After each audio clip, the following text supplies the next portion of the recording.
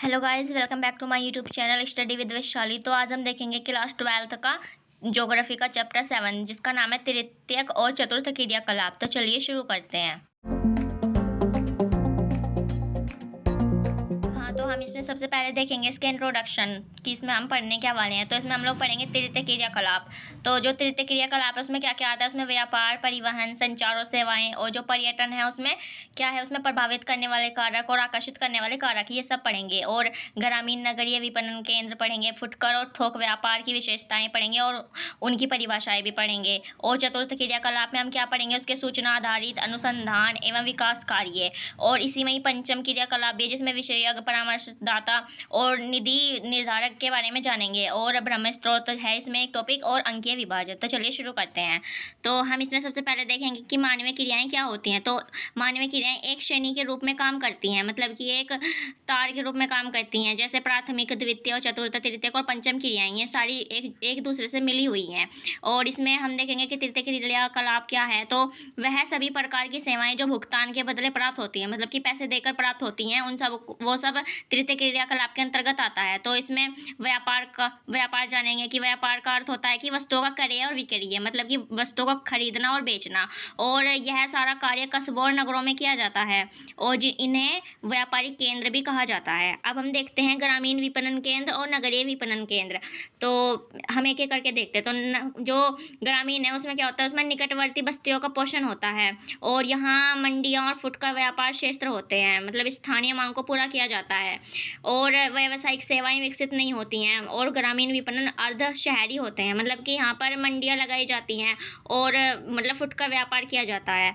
और जो नगरीय है उसमें ये केंद्र विशेष नगरीय सेवाएं हैं, मतलब इसमें विनिर्मित वस्तुएं प्रदान की जाती हैं, मतलब जैसे जिनको निर्माण किया जाता है, जैसे लकड़ी से मेज वगैरह ये सब।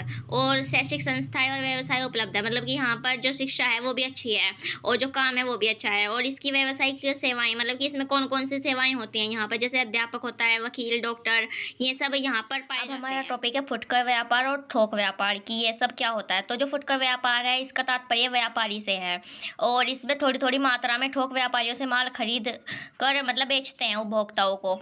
और जैसे आपके आसपास में कहीं पर दुकानें होंगी तो मतलब वो लोग खुद तो सामान को नहीं बनाते हैं, कहीं से खरीद कर ही लाते हैं। तो जिस पे से खरीद कर लाते हैं वो व्यापारी होता है और जो उसको बेचते हैं उनको थोक व्यापार या फुटकर व्यापारी कहते हैं। और उपभोक्ताओं की उनकी आवश्यकताओं के अनुसार थोड़ी थोड़ी मात्रा में विक्रय करता है, मतलब कि थोड़ा ही सामान लाता है। ये तो नहीं है कि पूरी मतलब कि पूरा सामान जितना भी है ऐसे लेके आ जाए। और फुटकर व्यापारी उपभोक्ता और थोक व्यापारी के बीच की कड़ी है, मतलब कि जो हमारा ग्राहक होता है और मतलब कि जहाँ से सामान बनकर आता है उसके बीच की कड़ी है फुटकर व्यापार। और अब हम देखते हैं कि जो थोक व्यापार है वो क्या होता है। जो थोक व्यापार से आशय व्यापारी से है, मतलब कि जो उत्पादों से बड़ी मात्रा में वस्तुओं को खरीदता है, मतलब कि वो बहुत ज़्यादा मात्रा में सामान को खरीद के लाता है। और जो फुटकर व्यापारी होते हैं उनको मतलब थोड़ी थोड़ी मात्रा में देता है, मतलब कि बेचता है और वो लोग उपभोक्ताओं को बेचते हैं अपने आसपास के। तो थोक व्यापारी निर्माता और फुटकर व्यापारियों के बीच की कड़ी है, मतलब कि जो निर्माण करता है, मतलब कि जो मशीनें कंपनियां निर्माण करती हैं और जो फुटकर व्यापार है उनके बीच की कड़ी है ये थोक व्यापार।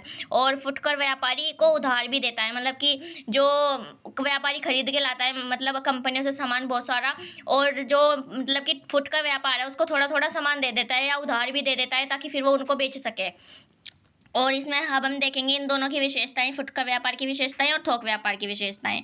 जो फुटकर व्यापार की विशेषताएं उसमें अनेक वस्तुओं का व्यापार होता है, मतलब कि आसपास में बहुत सारी जरूरी चीज़ें होती हैं तो वो सब ला के रखता है वो व्यापारी, और उसमें कम पूंजी लगती है, मतलब ज़्यादा पैसे नहीं खर्च होते हैं उसमें। और उपभोक्ताओं को विक्रय करता है और सीमित क्षेत्र होता है, मतलब कि आसपास में ही रहता है वो, मतलब ज़्यादा ऐसे इधर उधर नहीं जाता है। और सफलता मतलब है इसमें। और व्यक्तिगत संपर्क, मतलब कि जैसा कोई उनका व्यापार मतलब जो भी है उसका ग्राहक उसको वो कभी कभी उधार दे देता है, तो जिससे कि उसके व्यापारी है उसके अपने ग्राहक के साथ संबंध बढ़िया रहते हैं, फिर वो जो उसका ग्राहक है वो उसी से ही सामान खरीदता है। और नगद विक्रय, मतलब कि उसमें मतलब कि एक साथ ही पैसे मिल जाते हैं।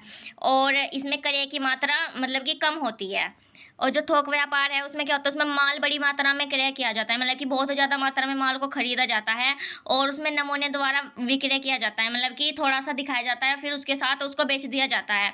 और अत्यधिक पूंजी, मतलब कि बहुत ज़्यादा पैसे खर्च करके ये वाला व्यापार शुरू होता है। और अधिक विज्ञापन, मतलब कि जो ये व्यापार है इसमें लोग मतलब सामान खरीद के लाते हैं और उसका एडवर्टाइज कर देते हैं, जैसे आपने टीवी में भी देखा होगा किसी किसी सामान का एडवर्टाइज आता है।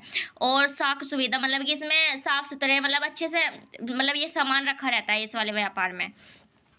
अब हमारा दूसरा टॉपिक है परिवहन। तो किसी वस्तु या व्यक्ति को मतलब एक स्थान से दूसरे स्थान पर ले जाने के लिए परिवहन की भी ज़रूरत होगी, और इसी में ही जैसे सामान है, अब हम कुछ सामान खरीदेंगे तो उसको एक जगह से दूसरी जगह पर ले जाने के लिए भी परिवहन की आवश्यकता होती है।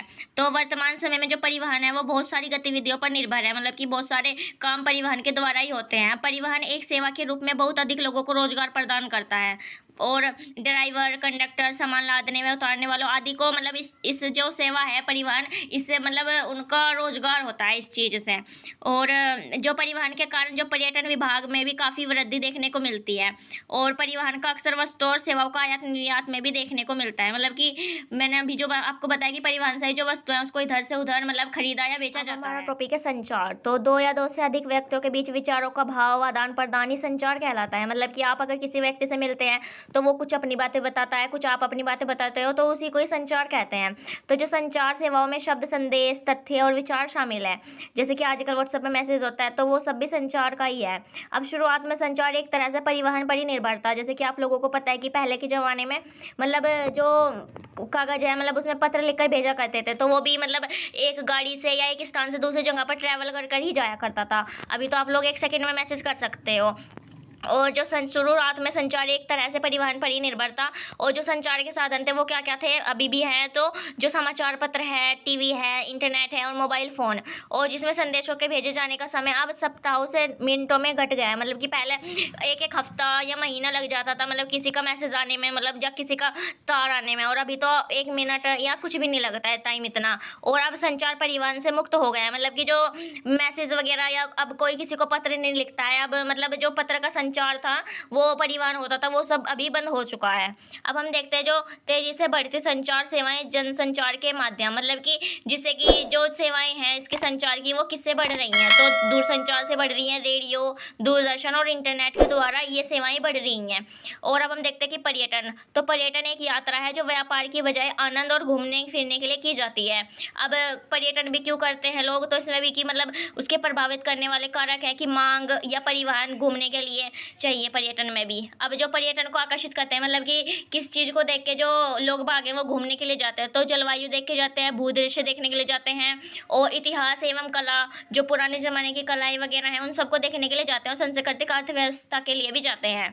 अब हमारा अगला टॉपिक है जो चतुर्थ क्रियाकलाप और पंचम क्रियाकलाप, इसमें अंतर। तो जो चतुर्थ क्रियाकलाप है एक विशिष्ट और जटिल क्रिया है, और इसका संबंध ज्ञान से है, मतलब कि इसमें पढ़ाई लिखाई की मतलब ज़्यादा ज़रूरत होती है, और इसके अंदर शिक्षा, सूचना, मतलब ये सब अभी मैंने आपको बताया, शिक्षा सूचना की आवश्यकता होती है, और इसमें उच्च बौद्धिक व्यवस्थाओं के मतलब कि अच्छे मतलब व्यापारी जो भी होते हैं वो सब चाहिए होता है, और इसका दायित्व चिंतन, शोध, विकास के लिए नए विचार देना आदि होता है। अब हम देखते हैं पंचम क्रियाकलाप। तो जो पंचम क्रियाकलाप है इसमें वे सेवाएं आती हैं जिसमें नवीन एवं वर्तमान विचारों का रचना एवं उनके पुनर्गठन और आंकड़ों की व्याख्या प्रदान की जाती है। अब इसमें नई तकनीक, प्रौद्योगिकी का मूल्यांकन पंचम सेवा में ये सब आते हैं, और जो ये है इसको स्वर्ण कॉलर गोल्ड भी कहा जाता है, और यह सेक्टर तृतीय का एक उपविभाग होता है। टॉपिक है ब्रह्मस्त्रोत। तो इसका अर्थ होता है अपने कार्य को किसी दूसरे देश में स्थापित करना, मतलब कि जैसे बाहर की कंपनियां हैं, मतलब बाहर के देश के लोग आकर हमारे देश में या किसी भी देश में जाकर अपनी कंपनियां बनाते हैं और वहां पर अपना व्यापार करते हैं। तो इसके क्या कारण है, तो कुछ देशों में सस्ते मजदूर होते हैं, उसके लिए कार्य करते हैं। इंटरनेट के द्वारा कोई भी कार्य कंपनी दूसरे देश में करवा सकती है, और इसका संबंध सूचना प्रौद्योगिकी से भी होता है। और इसके परिणाम स्वरूप मतलब कि जो भारत है, चीन है, पूर्वी यूरोप, फिलीपीन में बड़ी संख्या में कॉल सेंटर खुले हुए हैं। तो इसमें PBOS है जो योग्य नवयुवक को एवं नवयुवतियों के लिए रोजगार के लिए नए अवसर उत्पन्न करता है। इसकी फुल फॉर्म होती है बिजनेस प्रोसेस आउटसोर्सिंग। और एक और है कंपनी जिसका नाम है KPOS, द्वारा कई क्षेत्रों में बढ़ाया गया है, जैसे कि ई लर्निंग, ई बैंकिंग, अनुसंधान एवं विकास। इसकी फुल फॉर्म होती है नॉलेज प्रोसेस आउटसोर्सिंग, इसको KPO भी कहते हैं। अब हम देखते हैं अंकीय विभाजन। तो कोई भी देश कितनी जल्दी से जल्दी अपने नागरिकों को सूचना तथा संचार के लाभ उपलब्ध कराता है, इसी को अंकीय विभाजन कहते हैं, जो कि आज हमारे यहाँ पे जो मीडिया है उसके द्वारा मतलब पता लग जाता है सबको कि क्या चल रहा है। तो विकसित जो देश है इसमें इस दिशा में सबसे आगे हैं जो विकसित देश हैं, और जो विकासशील देश है वो अभी पीछे है। जैसे कि हमारा देश भी विकासशील है और नगरों और महानगरों में सूचना और संचार प्रौद्योगिकी भरपूर मात्रा में उपलब्ध है। और तो वहीं दूसरी तरफ जो ग्रामीण और दुर्गम क्षेत्र हैं वहाँ पर इन सुविधाओं का मतलब अभी लाभ पहुँच नहीं सका है। अब हम देखते हैं यहाँ पर ये एक टॉपिक है जो बहुत इंपॉर्टेंट है। तो इसमें जो कलर का रंग और कार्य की प्रकृति है, तो जो लाल रंग होता है उसकी प्राथमिक क्रियाएं होती है, उसका मतलब जो स्वर्ण होता है वो पंचम क्रियाकलाप होता है, और जो श्वेत मतलब कि जो सफेद होता है वो उच्च प्रौद्योगिकी उद्योग में अति कुशल कर्मी होता है, और जो नीला होता है उसमें उद्योग में वास्तविक उत्पादन से संबंधित कर्मी होता है। और यहाँ पर ये चैप्टर अभी कंप्लीट हो गया है। आई होप आपको ये समझ आया होगा। तो अगर आया होगा तो वीडियो को लाइक कीजिए, चैनल को सब्सक्राइब कीजिए और मेरे चैनल को सब्सक्राइब कीजिए, और इसके और भी टॉपिक हैं तो उसकी प्लेलिस्ट चेक कीजिए। Thanks for watching.